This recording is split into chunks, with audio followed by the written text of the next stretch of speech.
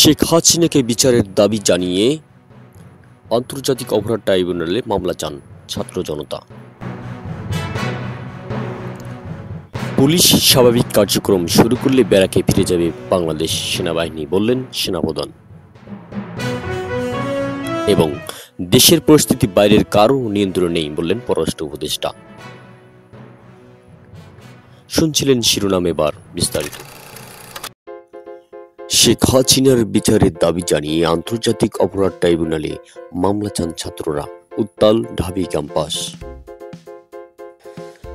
সম্প্রতি চাকরিতে স্বপ্নের কোটা সংস্কার আন্দোলন ও ছাত্র জনতার অভ্যুত্থানে 4 শতাধিক ছাত্র জনতা হত্যায় জড়িত থাকার অভিযোগ করে আন্তর্জাতিক অপরাধ ট্রাইব্যুনালে মামলা দায়ের করার মাধ্যমে শেখ হাসিনার বিচারের দাবি জানিয়েছে বৈষম্য বিরোধী ছাত্র আন্দোলন। গতকাল বিকেলে ঢাকা বিশ্ববিদ্যালয়ের রাজু ভাস্কর্যের পাদদেশে এক সমাবেশে বৈষম্য বিরোধী ছাত্র আন্দোলনের অন্যতম সমন্বয়ক হাসান আব্দুল্লাহ এই দাবি জানান।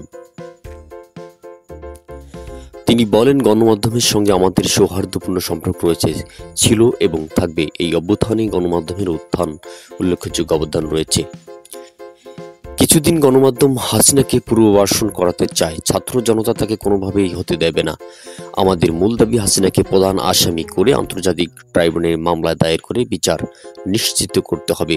উপদেষ্টাদের উদ্দেশ্য করে তিনি বলেন, ছাত্র জনতার গণ অভ্যুত্থানের মাধ্যমে আপনারা উপদেষ্টা হয়েছেন। পুলিশ স্বাভাবিক কার্যক্রম শুরু করলে ব্যারাকে ফিরে যাবে সেনাবাহিনী, বললেন সেনাপ্রধান।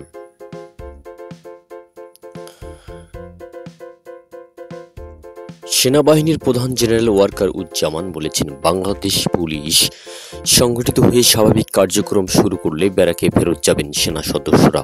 সবার সহযোগিতায় আমরা দেশকে স্বাভাবিক অবস্থায় ফিরিয়ে আনতে চাই। জেনারেল ওয়াকুজ্জামান বলেন, দেশে অরাজক একটা পরিস্থিতি সৃষ্টি হয়েছিল। সেই পরিস্থিতিতে সেনাবাহিনী নামানো হয়। 5 আগস্ট পরবর্তী সময় আরও একটু ভিন্ন। এখানে অনেক ধরনের অরাজক পরিস্থিতির সৃষ্টি হয়েছে, বিভিন্ন জায়গায় লুটপাট হয়েছে, অগ্নিসংযোগ হয়েছে। সেই পরিপ্রেক্ষিতে সেনাবাহিনী কাজ করে যাচ্ছে। তিনি আরও বলেন, পুলিশ বাহিনীর উপর আক্রমণ হয়েছে। পুলিশ বাহিনীর সংখ্যা 2 লাখ। এত বড় সংখ্যক পুলিশ বাহিনী যখন ইনঅ্যাক্টিভ হয়ে গিয়েছিল, তখন এটাকে কার্যকর করা সেনাবাহিনীর জন্য দুরূহ হয়ে পড়েছিল। তবে আমরা সুন্দরভাবে পরিস্থিতি নিয়ন্ত্রণে নিয়ে এসেছি। সেনাপ্রধান আরও বলেন, পুলিশকে আরও সংগঠিত করতে হবে। খুব শীঘ্রই পরিস্থিতি আরও স্বাভাবিক হয়ে যাবে। আমরা তা নিয়ে কাজ করে যাচ্ছি। যারা অপকর্ম করেছে আইন অনুযায়ী তাদের বিরুদ্ধে ব্যবস্থা নেওয়া হবে। দেশের পরিস্থিতি বাইরের কারো নিয়ন্ত্রণ নেই, বললেন পররাষ্ট্র উপদেষ্টা। উপদেষ্টা পরিস্থিতি দায়িত্বপ্রাপ্তরাই দেশের জন্য কাজ করেছেন উল্লেখ করে অন্তর্বর্তীকালীন সরকারের পররাষ্ট্র উপদেষ্টা তৌহিদ হোসেন বলেছেন, দেশের পরিস্থিতি বাইরের কারো নিয়ন্ত্রণ নেই। সোমবার 12 আগস্ট রাষ্ট্রীয় অতিথি ভবন পদ্মায় দেশের সার্বিক পরিস্থিতি নিয়ন্ত্রণে আয়োজিত ব্রিফিং শেষে সাংবাদিকদের তিনি কথা বলেন। এর আগে অনুষ্ঠিত ব্রিফিংয়ে ভারত, যুক্তরাজ্য, চীন, রাশিয়া, কানাডা, ইউ সহ প্রায় 60টি দেশ আন্তর্জাতিক সংস্থার প্রতিনিধিরা যোগ দেন। ব্রিফিং শেষে তৌহিদ হোসেন সাংবাদিকদের বলেন, বাংলাদেশ মানবাধিকার নিয়ে দেশের পর্যবেক্ষক আছে। আগামী দিনে মানবাধিকার বিষয়ে গুরুত্বপূর্ণ দেওয়া হবে। সাবেক প্রধানমন্ত্রী শেখ হাসিনার ভারতে অবস্থানের বিষয়ে পররাষ্ট্র উপদেষ্টা বলেন, শেখ হাসিনা ভারতে থাকলেও দুই দেশের দ্বিপাক্ষিক সম্পর্ক কোনো সমস্যা হবে না। কোটা সংস্কার আন্দোলনের পর হিন্দুদের উপর হামলা নিয়ে ভারতীয় গণমাধ্যমে নৈতিবাচক প্রচারণার বিষয়ে তৌহিদ হোসেন বলেছেন, যে ইস্যুগুলো এসেছে, প্রোপাগান্ডাগুলো এসেছে, সেটার কাউন্টার প্রোপাগান্ডা করতে হবে। তিনি বলেন, তারা গ্রাউন্ডে না থেকে একটা পজিশন নিয়েছে। এখান থেকে কিছু ভুল তথ্য অনেক ক্ষেত্রে দেওয়া হয়েছে। কোনো ধরনের সহিংসতা, মানুষের ক্ষতি করা, আগুন দেওয়া, অত্যাচার করা কোনোভাবে সহ্য করা হবে না।